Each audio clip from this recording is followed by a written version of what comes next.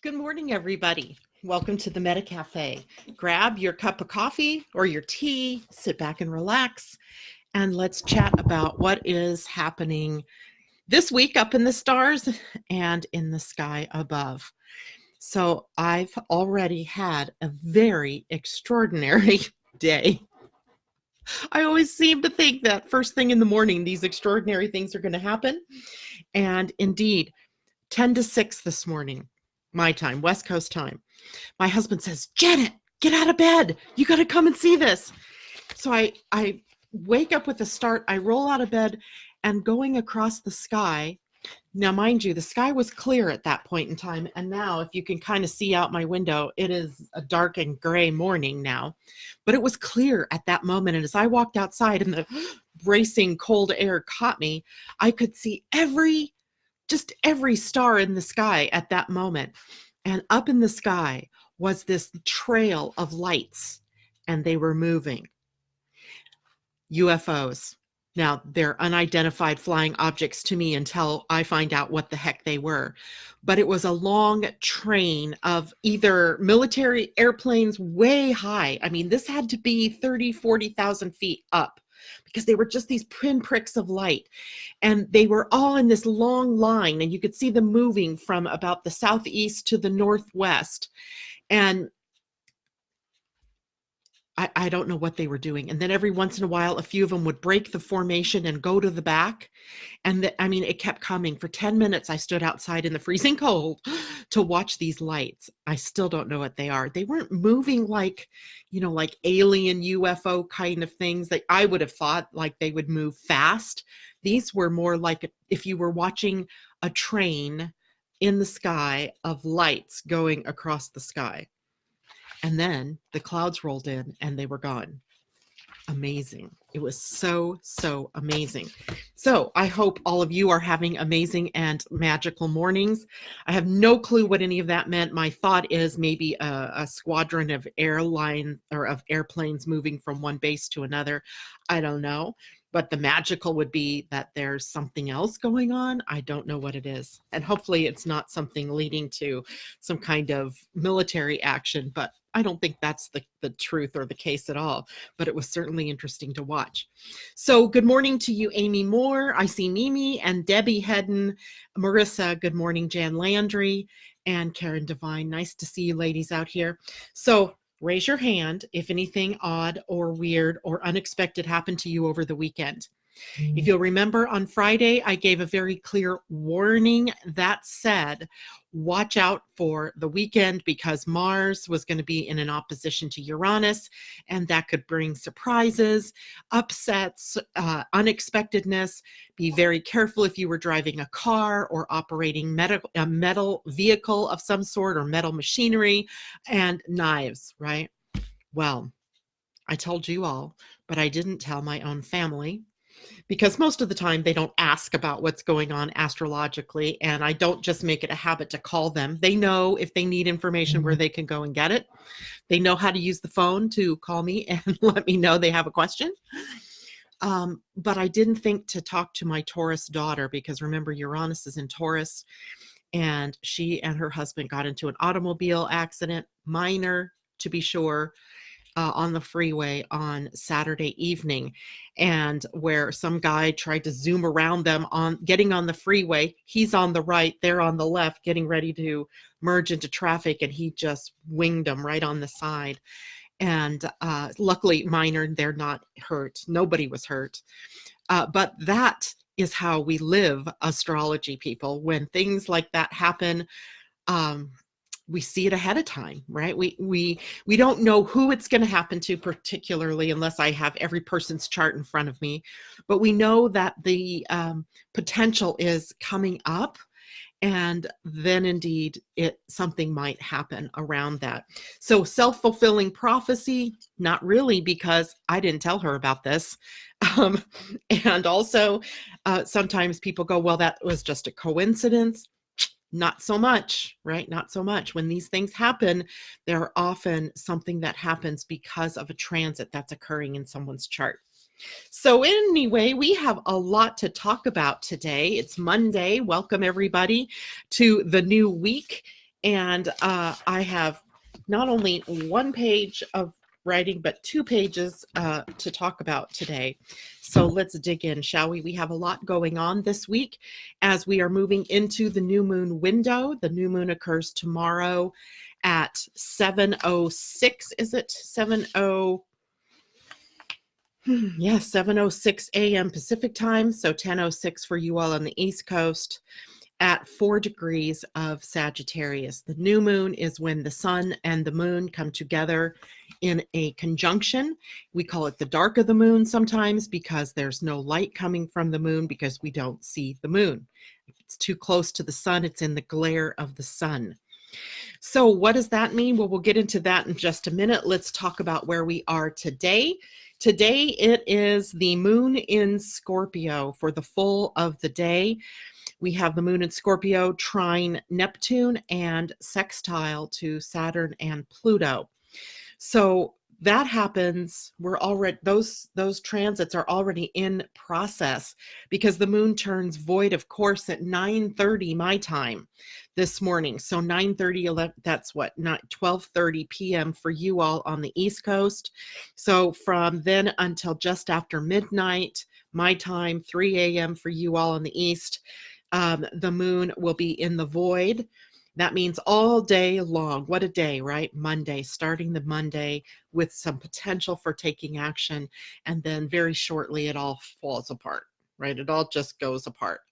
Now, if you're here in the US, of course, this week is also Thanksgiving week. And that means that likely it's going to be a slower week. Either that or you're going to try to pack the week early so that you can get things done and then be free for Thursday, Friday.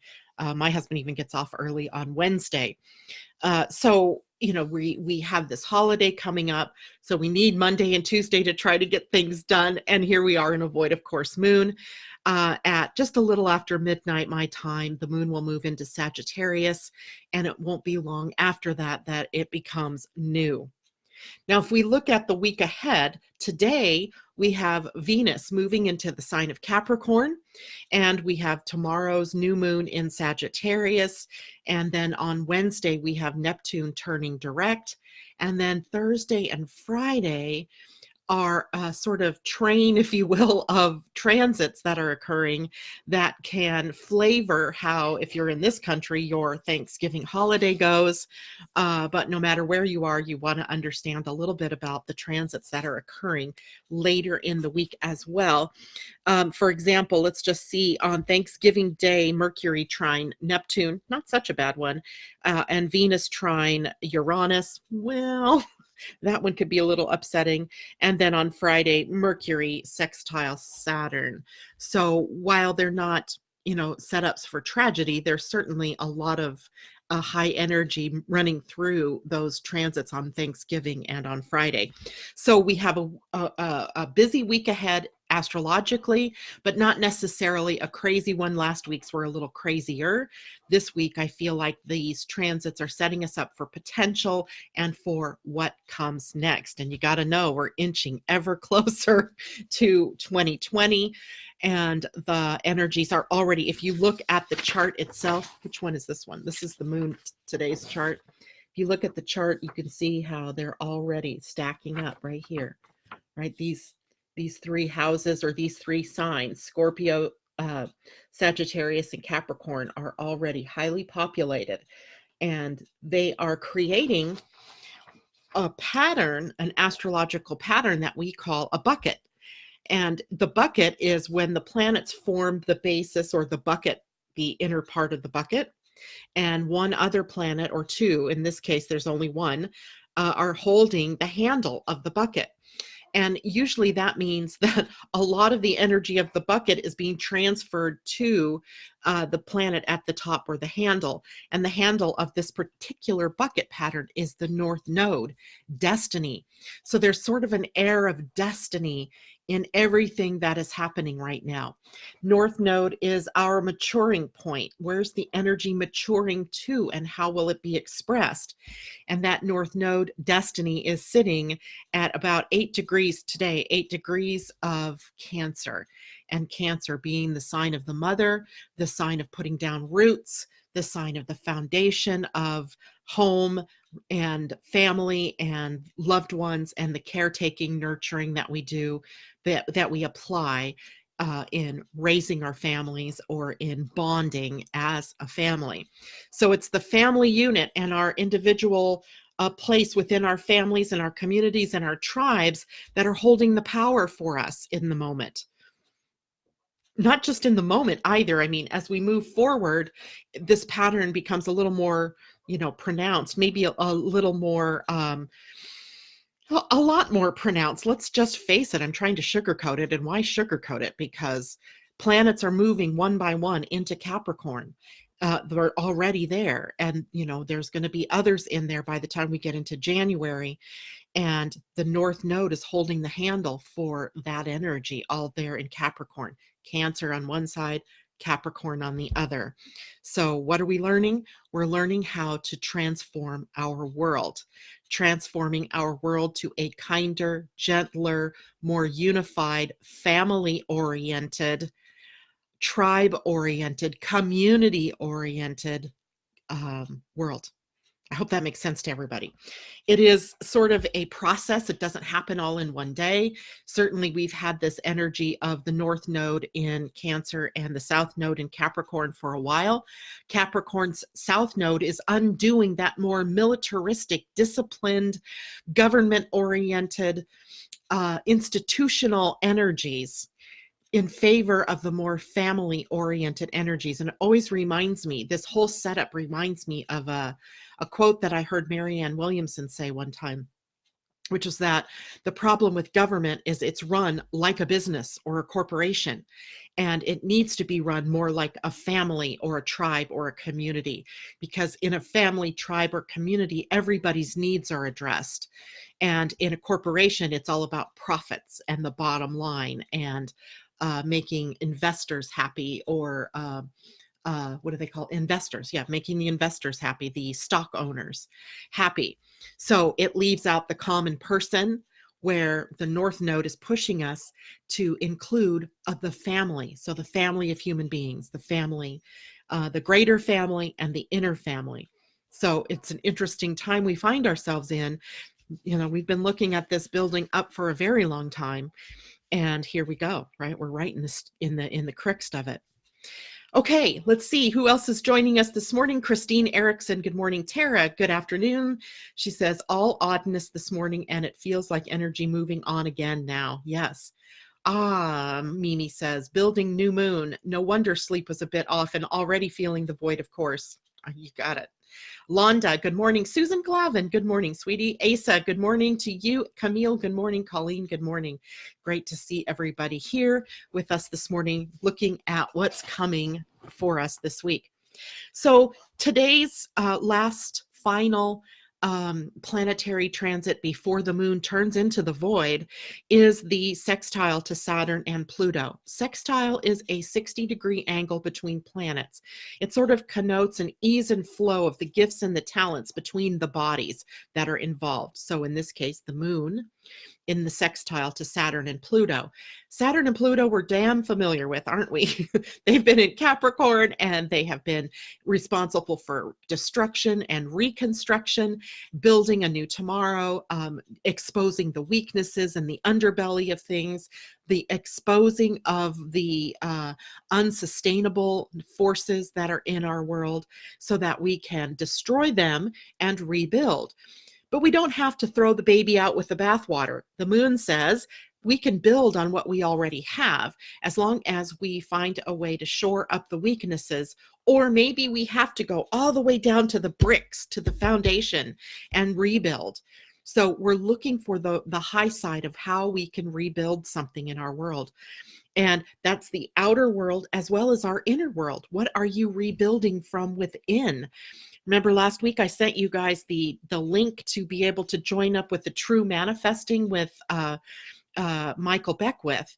And what he talks about in that is what in you is wanting to emerge. And that's a part of this process too. But in order to let what's in you emerge, you have to likely let go of something. What might you have to let go of or destroy, take it down to the very bare bones and rebuild with? So some of us may be in varying stages of that reconstruction project, but let it begin from within in a nurturing environment so that what comes out is also lasting. Now, Venus moving into Capricorn favors the lasting, right? She favors what can we build that is of a lasting nature as it relates to our relationships, our money, and our values. So that's what Venus's focus is on.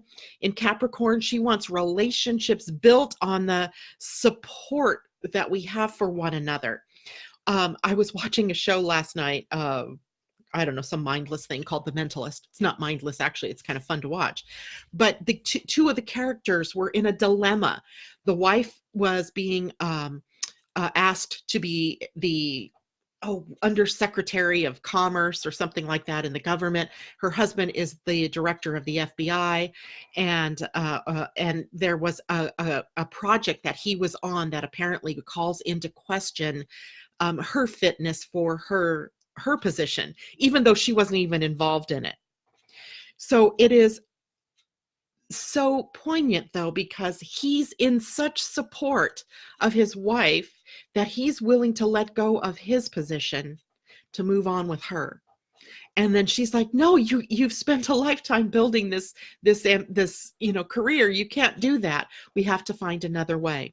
So relationships in Venus are people who are supporting one another's ambitions, goals, loves, desires, etc.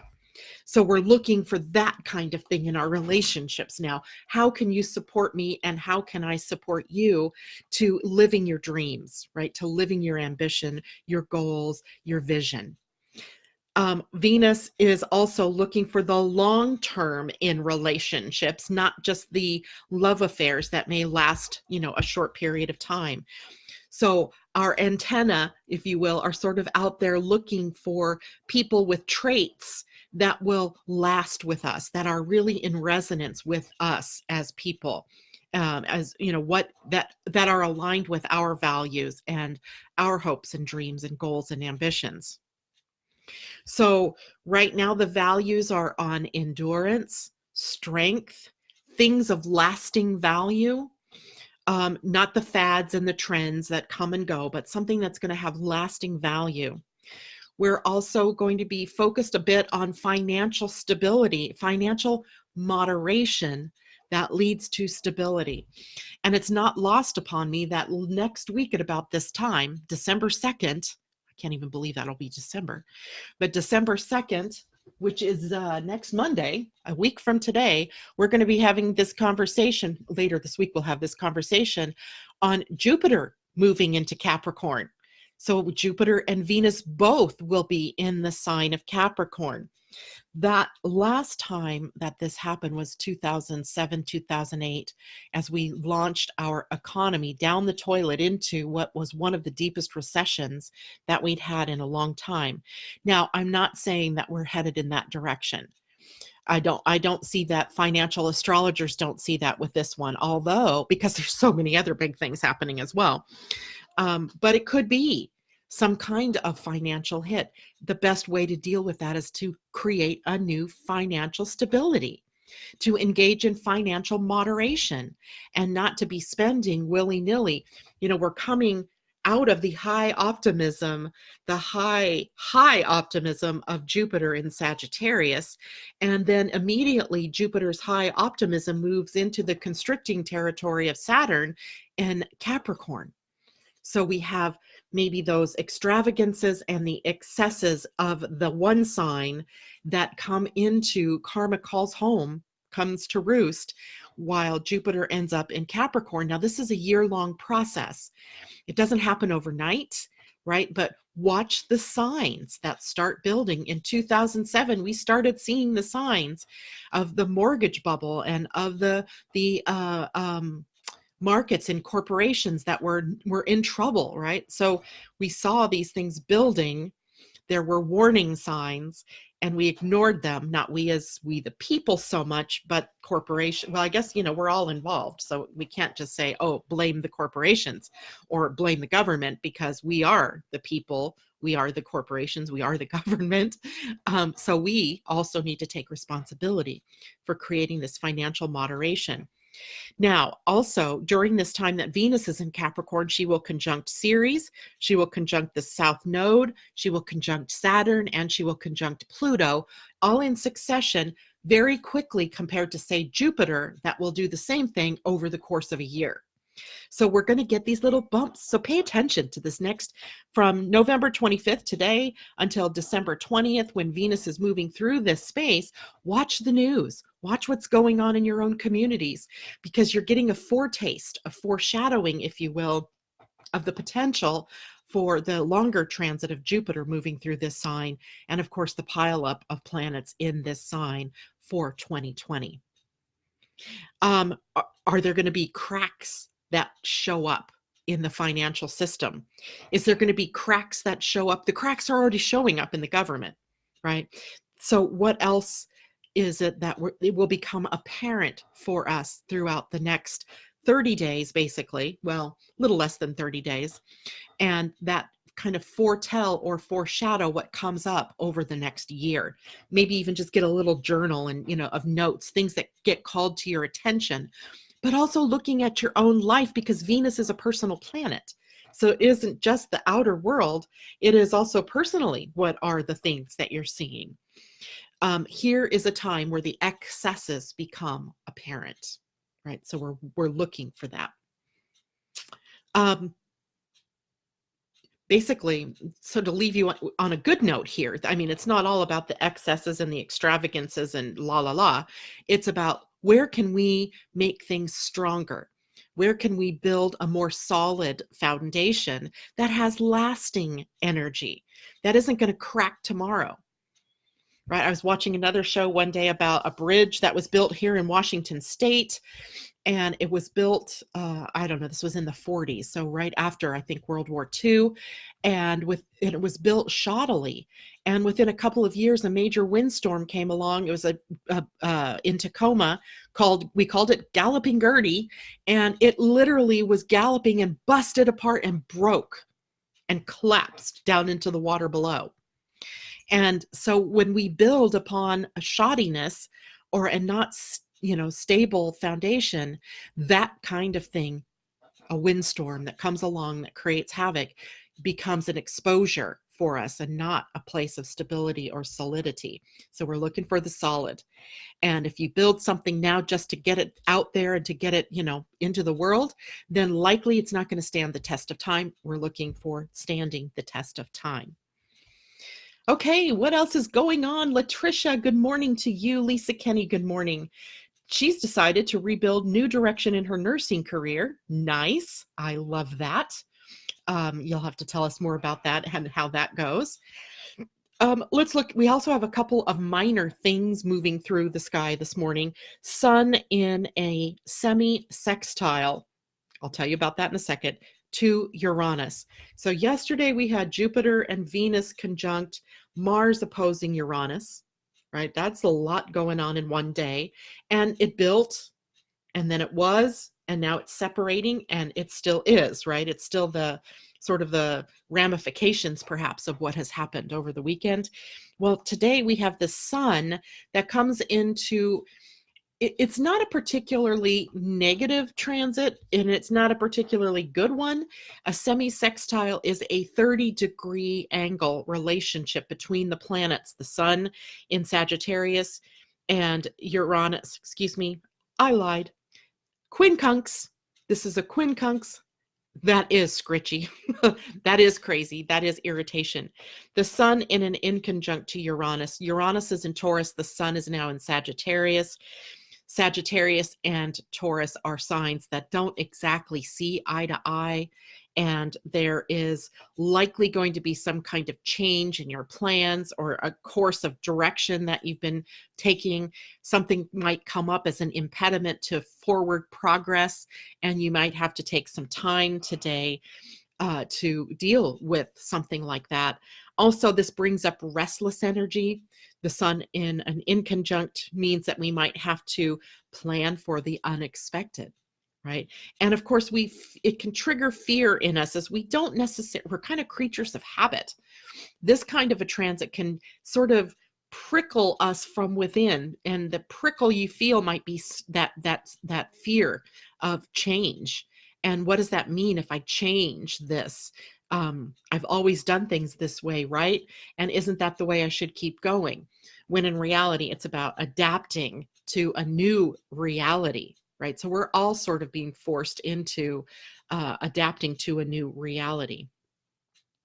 The minor transit that's going on today is between Mercury and Jupiter.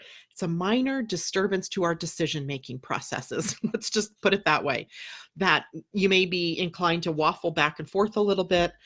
Tuning in to your intuition can be a little more difficult today, and I'll tell you why on a bigger stage.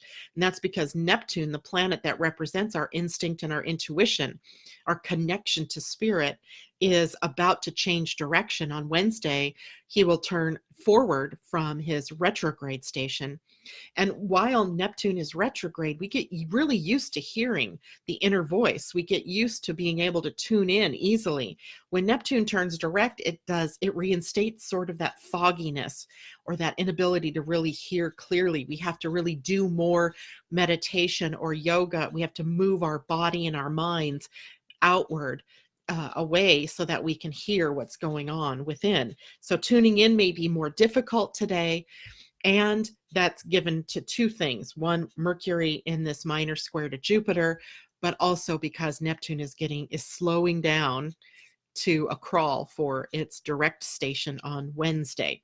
So minor disturbances, nothing huge in the bigger picture. It is just sort of another symptom of our needing to shift and move and get out of our own way. And having to do that can sometimes bring up or trigger us to be dealing with fear. And remember, we still have Mars in Scorpio, so we're still looking at the deeper, darker places for some of the things that we need to do. And they're coming up from the depths in our dreams, maybe, in our interactions with other people. That's cold coffee, ick. Hold on. Forgot to heat that up before I started this morning. Okay, so go with the flow, I guess, is the way that we could look at that. Go with the flow today. Now let's take a look at the new moon tomorrow. It happens really early in the morning, so we want to deal with that today so that you're prepared for it in the morning. By the time I come on air tomorrow morning, the new moon will already have occurred. So let's talk about it now, shall we? And let's see who else is joining us. Sarah, good morning. Kathy Miller, good morning. Mimi says, yes, foggy. Want to start a new scarf, yet no idea of what to do. Has stuck. Maybe a planetary one with the planets across the background of stars. It's an idea. Let's talk about the new moon. 4 degrees of Sagittarius. Let's look at it for the moment through the gene keys and through the human design. Both the sun and the moon will be at the gate 34 tomorrow. And the sun is already at the gate 34. The earth is already at the gate 20. That manifesting generator energy is triggered within us, right? That get a lot done. I woke up, this is an aside, I woke up on Saturday morning. I shared this with some people, but I don't think I shared it with everybody.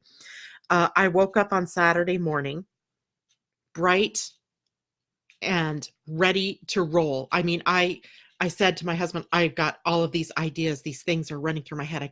So I get my journal, and I'm sitting there writing idea after idea. It was like somebody turned on the waterworks and all of these things were just coming through. Typical manifesting generator style. Tons of ideas. Jupiter and Venus sitting at the gate 11, my own Earth sitting at gate 11. Generation of ideas is not uncommon for me, but it started coming in. And as I wrote these things on this page, it was very clear to me, this manifesting generator energy, because one project was that way, one was that way, one was that way, another one was that way. And I realized, thank God I'm writing this down and not attempting to take action on all of these things today. So instead of taking action in these crazy directions, which would not be according to my type and strategy. I just wrote them crazily down on this page. And of course, that means then I have them to go back to and refer to later. But that's the energy of the sun and now the moon sitting at the gate 34. There's this power that's pulsing through the sacral, and it's seeking expression, right? And it has a direct line right now to the throat where it can manifest. So we want to be very, very careful about how we're using our power right now. The negative, low, fear-based, shadow-based energy here is force. Forcing things to happen, pushing our way into something rather than allowing. And or if you're a generator type, then responding to what shows up in your outer world. Even if you are a projector, a manifester, or a reflector at this point, you're feeling this energy and it's wanting to push outward from you. It means that you want to get a lot done. You have a lot of things, goals, aspirations. We're going into a busy week here with Thanksgiving in the US and people getting ready, shopping for dinner, preparing the home for guests, or, preparing food. And then, of course, after Thanksgiving, the traditional Black Friday. So there's a lot of energy that's forcing up or pushing up. And we could get into and tap into force, which would mean we are pushing, where instead the real power lies in strength, right? Strength, following the river, just going with that flow. Where is it taking me? And is there something in my outer world to respond to do something? Or is this just a state of being that I'm in? So we have to be very careful with this new moon that we don't just go willy-nilly and begin, 15 projects, because by the time we get to the middle of the week, we lost that energy. The sun and earth will move on, and we will be left with like a trail of debris of ideas that we tried to take action on, or energies of having done so much that we are now exhausted. So take care with this energy right this week.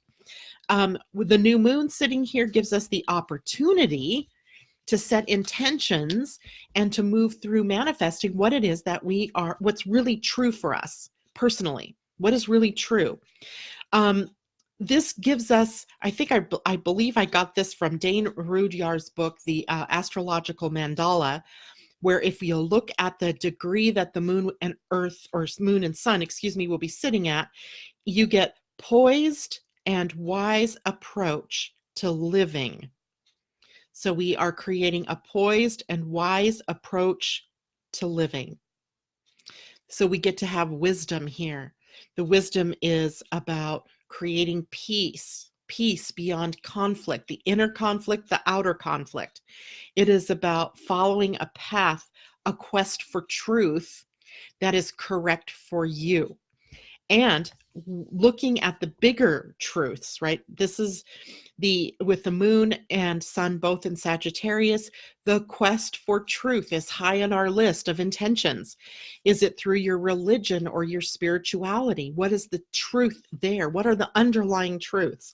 What aligns, if you lined up all the religions, what are the common threads?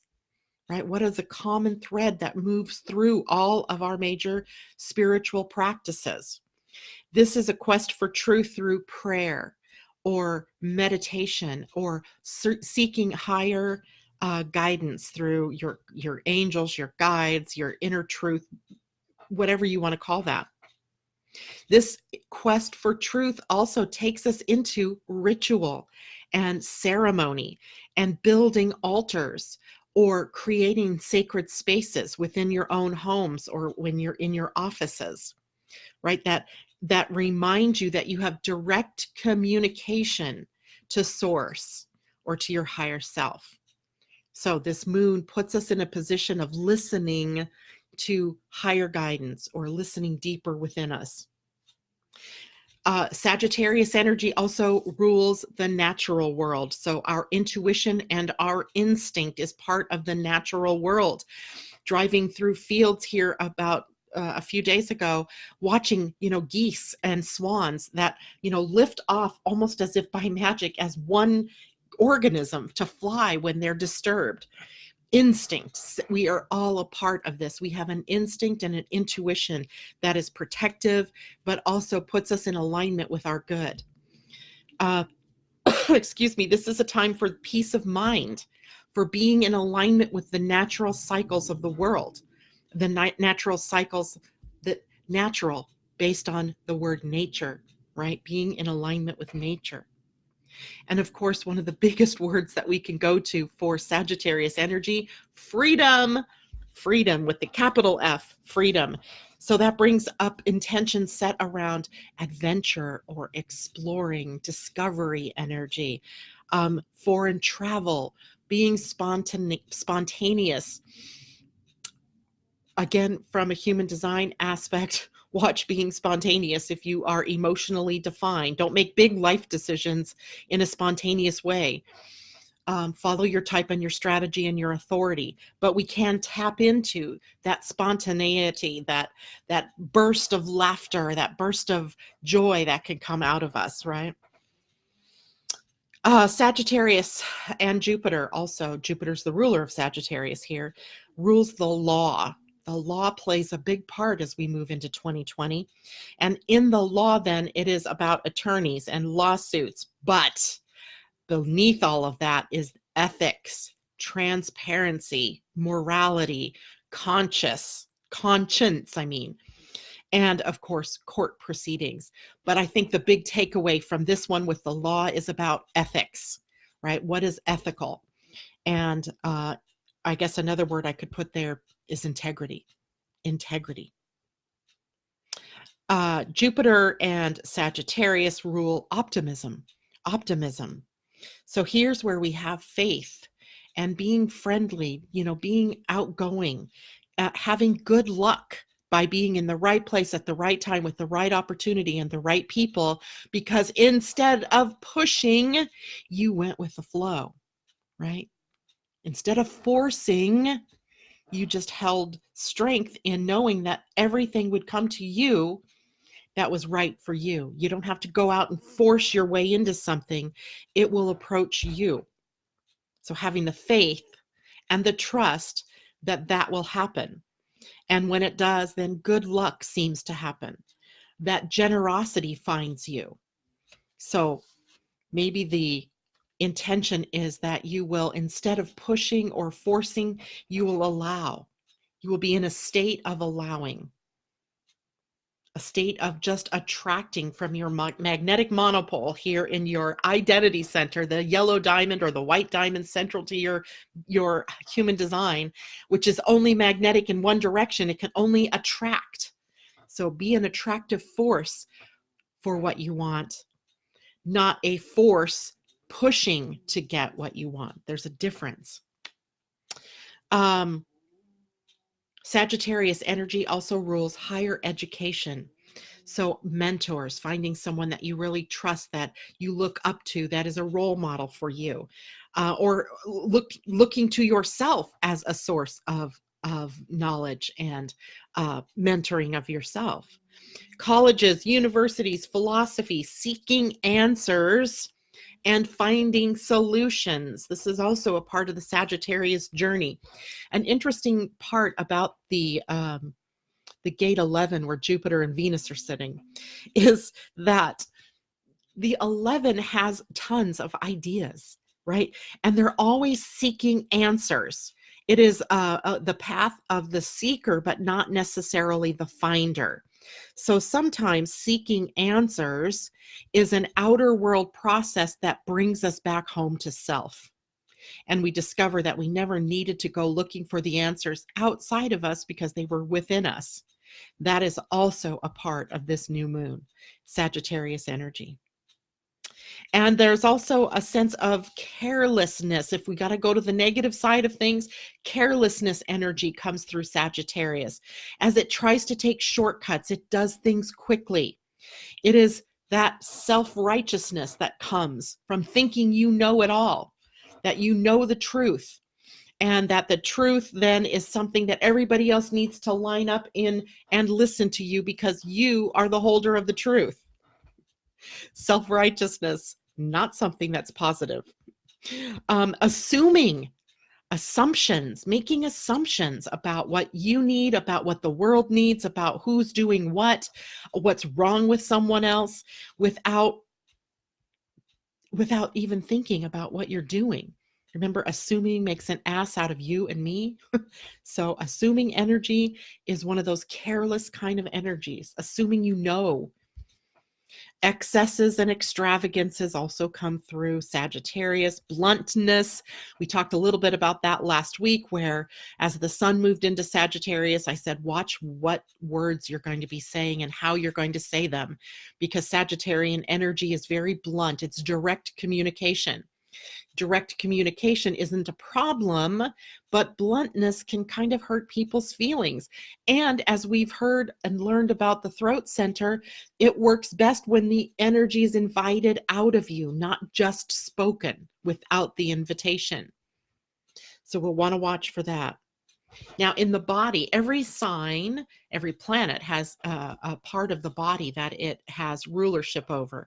In Sagittarius, it's the hips, the liver, sciatica, which of course is that nerve pain that can go down the back, or from the back, it runs down the legs often.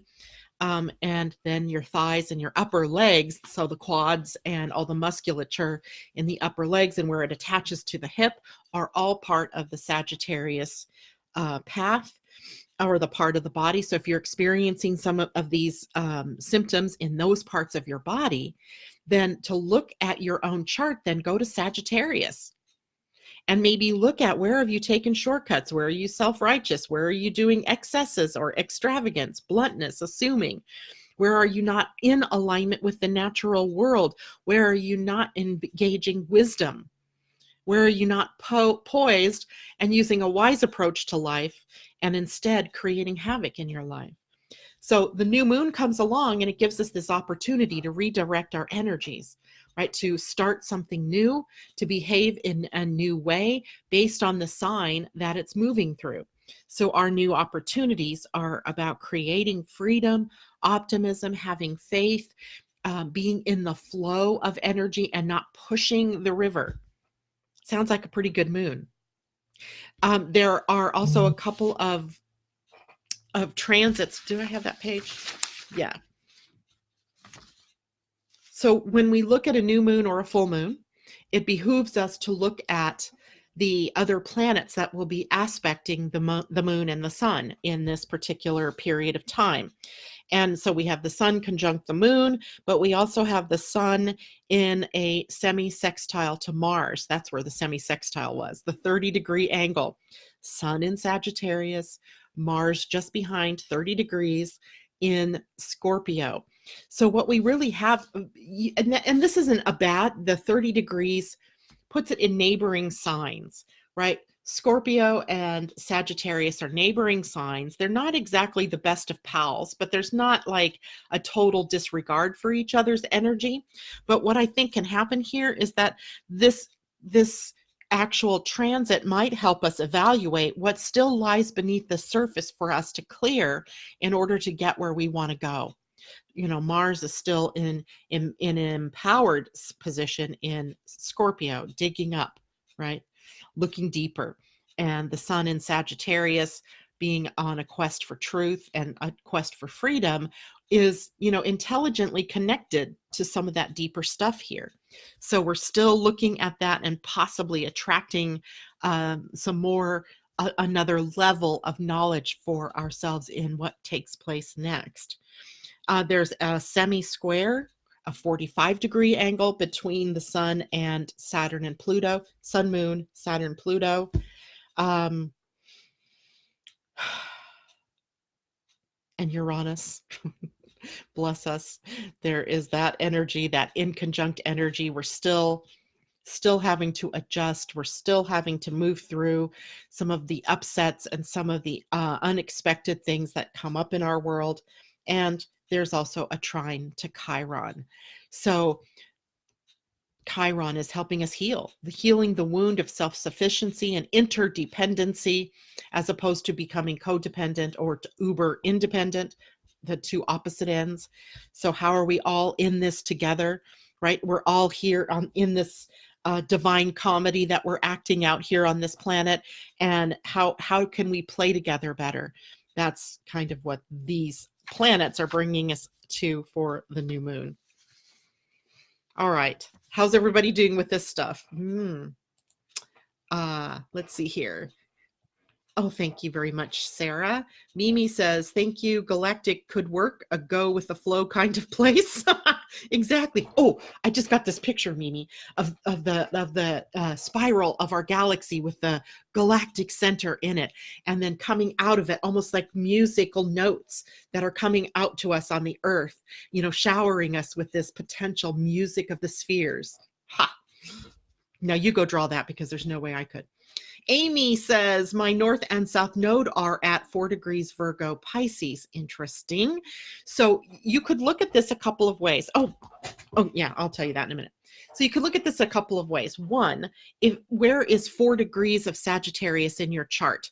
So in my own chart, Sagittarius, I think, is on my 5th house. 4 degrees is likely at the end of my 4th or my 5th. So is it me aligning myself with creative energy? I would say yeah, because that seems to be happening. And maybe it's in your 1st house. So you're having to look at, how do you strengthen and empower you, yourself, right? If it's in your 10th house, maybe it's playing out in your career or in the way that you interact with the outer world. So you've got to find where 4 degrees Sagittarius is first and look at that. The other thing that you could look at is, do you have other planets or points at around 4 degrees in your natal chart? Because in some way, then they're forming an aspect to the energy of 4 degrees of Sagittarius. So when you look at Sagittarius, 4 degrees of Sagittarius, and she's speaking about 4 degrees of Pisces and Virgo. So that is 30, 60, 90 degrees. These are squaring. Sagittarius is squaring your Virgo Pisces nodes are being squared by this new moon. So that may be a challenge. Like the gauntlet is being laid at your feet, Amy. What are you going to do? Right? What are you going to do? How are you going to rise to the challenge of claiming your quest for truth, or claiming your wisdom, your path? I don't know what houses those are sitting in your chart, but that should be an interesting conversation for yourself to talk about or write about. Colleen says, that's my usual day, but I've been a bit extra. My manifesting generator self has a hard time not taking action on everything. And manifesting generators definitely are here to be able to juggle multiple projects, multiple taking of action, right? But they still have to wait to respond to what is showing up in their outer world and using their authority. If it's emotional, if it's sacral, is it the spleen? Is it ego energy? Most likely it's not, and likely it's emotional, which slows it down a bit while you tap in to what feels good to you, what feels correct for you. And it doesn't mean that you can't do multiple things, but the others of us, the generators and even the manifestors and projectors and reflectors, we're not designed to do multiple things. But right now you may be trying to do that. And while you have the energy to do it, it's great, but it could lead to exhaustion. And what happens when the transit ends, right? Then you're left with 10 projects that you started that maybe you even committed to, and now you're really exhausted. It maybe even pulled you off your original path to accommodate all those extra tasks or all of those extra opportunities. So again, being aware, you only take action on what's showing up in your outer world if you're a manifesting generator or generator, and you follow your authority. Following your authority saves your butt in a very positive way. Lisa Kenny, son, a Sagittarius senior, and looking at college options. Right, that's pretty cool, right?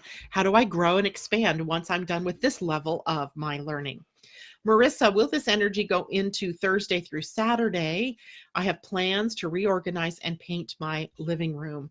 Yes, it does, because we're talking new moon energy, and we're talking about how that sets us up to move forward. And with intention, right? With intention. And let's see what happens later in the week, Thursday. Hold on, I got to pull my book over here, my little book of wonders. Thursday, Thanksgiving Day. Yeah. We have some pretty good energy, actually. I think that's probably a good use of your energy, Marissa. Colleen says, so my sun and moon are being challenged. I don't know.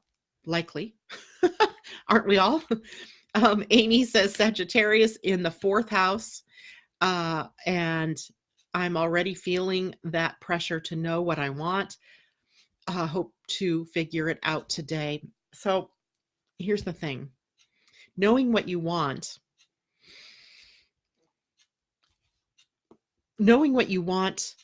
isn't something that comes from the mind. And Sagittarius will likely try to get you into a thinking process. What it would suggest in the 4th house is something that really grounds you, something that really, from the foundation of who you are, not something that you know through learning about, through writing, etc. It's the very foundational you, right? The very foundational you might feel like being an educator, might be, really into teaching, whether it's children or others, or teaching yourself, learning, right? Being an explorer, getting out into the natural world, becoming a field guide or a tour guide, a travel agent. I don't know for sure, but there's something very fundamental to you, Amy, that you should be very aware of. And that's forming your foundation here. The nodes are just challenging you then from probably the 1st to the 6th house, 7th house, to actually take action, right? To really live the truth for yourself, to get to the details of it, right? Sagittarius sees the bigger picture because it's ruled by Jupiter. The nodes are in Virgo and Pisces. Virgo sees the details. Pisces is the imagination. So depending on which one is which here, is the North Node Virgo or North Node Pisces, either you're going to have to lean into your imagination and creative self, or you're going to have to get the details and the plan together and take action step by step. I think it's more of the doing now, right? I think I think the next part is the challenge to do, to take action, to respond to what is showing up in your outer world for you. Marissa says, yay. And Colleen, Virgo sun. Why do I always forget that? You're a Virgo sun, Colleen. So my sun and moon are being challenged. Yes. Yes. Or if your moon is in Pisces across from your sun in Virgo, then yes, this is a challenge point. But challenges are what take us from inertia to action. So even though they can be challenging, they can have obstacles, they can be a force that we have to reckon with, or an impediment that we have to reckon with, they're not bad, right? Because without them, we would just probably stay, lazy in our reverie. we wouldn't really have any impetus to push us out there to become more than what we are, or to claim our whole being. So the squares prevent that. They provide us with the challenge, right? The gauntlet that's being laid down. Are you going to rise to the challenge, or are you going to sit there on your couch and sulk? And I'm not saying that any one of you out there is sulking on your couch, but I'm just saying that's, the energy is, are you going to rise to the bait? Are you going to get it and you're going to go outward? Are you going to go inward? Maybe, what you need to rise to is a movement inward. So, but I don't know that without looking at your individual charts. So you have to become your own advocate for your own charts. Which brings me to something that was one of my ideas on Saturday, and I thought it was quite brilliant. I am going to put up for sale for you guys, and I'm going to make it cheap. It's only going to be $39. A 12-month personalized calendar that will look like this. This is December of 2019. This is what I do every day. Right? Right now I've got November sitting here. I've got December because I'm looking forward. I have December's webinar tomorrow. So I've been looking forward. And so this calendar tells me in two things, what's going on by the day for the world at large, for the bigger, wider world. But also, if you can look in on one day here, I also write notes because I like to do that. the blue, if you can see, like there's blue on top of black. The black tells us what's happening everywhere, but the blue tells me personally what's happening for me. What's happening for me personally. And accompanying this on a monthly basis is a day-by-day notation of what the energies mean for you. For you. So you get this, and you get a highlight of all the energies by month for you, and then a day by day for the energies for you personally. For all of 2020, $39. Now, you have to know this is a little bit of work on my part, but I think, you know, as many, you guys know enough now because of, you know, we've been on air together for, well, 3 years for some of you with me. Some of you are fairly new, but we've talked enough about some of these transits and what the aspects mean. And I think you could take it to the next level. Right? If you had it in front of you, you would know when I'm talking about the 4-degree Sagittarius new moon, you could look and see in your own chart, well, what is that going to mean for me today? Because you would have it. So I have not put that out there yet, but I will let you know as soon as I have that available. And why wouldn't you do that? Right? It's a lot of work on my part, but I'm willing to do it because I think it's so important. All right. Now, any questions before I go this morning? Amy, yes, North Node Pisces. This is definitely feeling a challenge for me, but positive changes. You're very welcome, Amy. So your issue here is going to be able to see the ideal versus the real, but lean into the imagination. You know, imagination and adventure really form a very important part of who you are. The South Node then would be in Virgo, and that's holding you down to the details. You want to know how it's going to go before you get there. But this is telling you got to be a little bit like the Fool and be willing to take those steps, even if you don't know exactly where it goes. You're following the beat of a different drummer, you could say. You're almost, you know, you're taking action on faith that your imagination will lead you to the right places. But if you insist upon knowing all the details before you get there, you're taking all the fun out of it. And you're also kind of giving yourself a reality check that you don't necessarily need here. So get out of reality and get into your imagination and take action on wisdom in your imagination. Okay. Karen, a bit of random question. Shouldn't we look at our houses and planet transitions based on our rising sign rather than our sun sign? For example, if we look at other YouTube astrology stuff, why wouldn't rising sign readings be more accurate? Because it's only one point, right? The planets are the characters. They're the archetypes. So the rising sign is a point, and it's a sensitive point to be sure, and it does create a sense of self, but it isn't an archetype. There is a sign that sits on your rise, right? If mine's Cancer, which is ruled by the moon. So the moon is my archetypal PowerPoint. So I'm always going to watch the moon. No wonder I'm fascinated by the moon, right? So whatever your rising sign is, I'm not saying it's not important, but those planets are playing out an archetypal role, right? They are playing out a role. And what is that role? That's what we're looking at. The houses and the rising signs, these are all personal things. I don't have access to each of your personal charts right here in the morning. So I have to speak to the bigger picture. You then take that information and you look at what's going on at the rise, right? The rising sign is very important. It's sort of the mask that you are wearing, how you view the world personally. What kind of mask are you viewing this energy of the sun in Sagittarius conjunct the moon called a new moon? How are you viewing that? Well, that's going to be seen through your rising sign. It doesn't change fundamentally the energy that's available with the new moon, however. It just changes how you would apply that energy. I hope that makes sense, right? Because you each have a personalized chart and a personalized set of transits that are meaningful to you personally. But I'm looking at the bigger, wider picture. And then it's up to you then to apply that to what you know to be true for you. It's the only way that we can really do this and make sense out of it. Except for periodically when someone who does know their chart, speaks up and tells me, oh, well, I have, the North nodes across Virgo and Pisces, and that's going to be squaring my sun in Sagittarius or whatever. And so that's the only time I can get it to you personally, or when you have a reading. So Camille, is the true node the same as the North node? So when you look at the nodes, Camille, that's a really good question. They wobble. And so, for example, where's my little bookie book here? So just to give you an example, this month, the nodes have been direct on the 16th.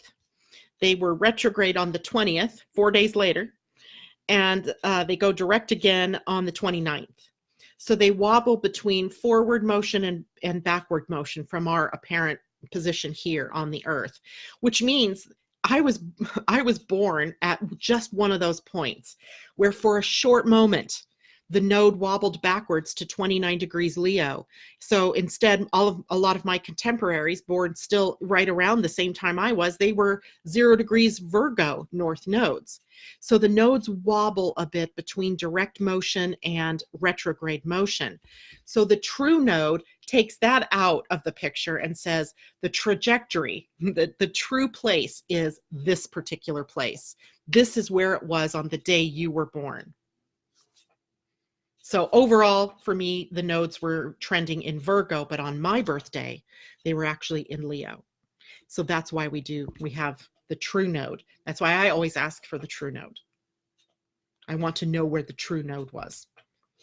And Amy, Catherine Worcester, good morning. Any other questions? And Karen, by the way, that was a great question. I love those kinds of questions. So there's just so much, there's so many little pieces to it's like a clock, right? There's so many moving parts. It would be like taking apart your computer and looking at the processor and thinking that's the only part that's important in the grand scheme of your computer, but it's not. It's all these parts, right, that make the big picture. Camille, mine was in Leo on my birthday also. Were you born in 1961, Camille? Or maybe you were born later. Anyway, that is it for me today. I will see you tomorrow morning. Tomorrow, we're going to take a deeper dive into what are the nodes, not the nodes. What does the Earth and the Sun at gate 34 and 20 mean? Maybe we'll dive into our, hey, before I go, who cares if it's after 9? Let's do a card for the new moon. Allison, where are you this morning? You would have reminded me to do that. And Suzanne Fulmer, where are you? I haven't seen you out there in a long time. You must be at work or something now. If you're listening later, check in with me. I have No Place Like Home is the card. 50 change. No Place Like Home is our card for the week. I'll draw an animal card too for us. Somebody had that card on Friday when we did personal readings. 50. The essential meaning is authenticity, coming home to yourself, feeling at home, arriving at a place where you just fit, being comfortable in your own skin. And the message says, home feels safe and secure. It's a comfortable place to rest and create, a place that is known and you can call yours. This card signals that your ability to trust yourself and feel at home in your own skin is beginning to solidify as you claim your dignity and integrity, aspects of yourself no one can take away from you. You know who you are. You hold your head high, yet with neither pride nor humility. Instead, you stand as the observer, seeing through the eyes of your soul. This puts you in a position of power and strength. Power and strength. We were just talking about this, gate 34. Authenticity is your home. You are safe here in the house of your spirit, and spirit with a capital S. Nice. All right, let's get a card for us for the animal kingdom. Ooh.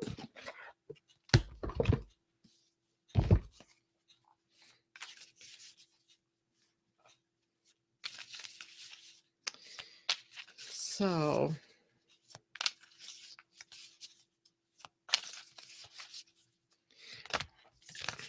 And we get Parrot Spirit.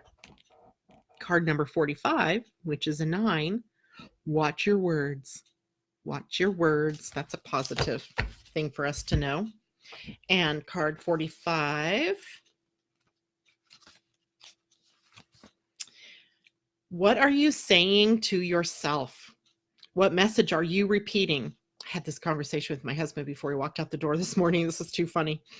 Is it something that makes you feel good about yourself and reminds you of your strengths and potential? Parrots mimic the sounds around them, and when parrot spirit appears, it is time to be more mindful of your self-talk and its qualities. What do you say to others? Are you repeating what you truly believe? Remembering to speak with light and love can become a habit. Be generous with compliments and thanks, affirming all that is good so that your loving, healing words will be heard throughout the jungle, cutting through the noise and inspiring others.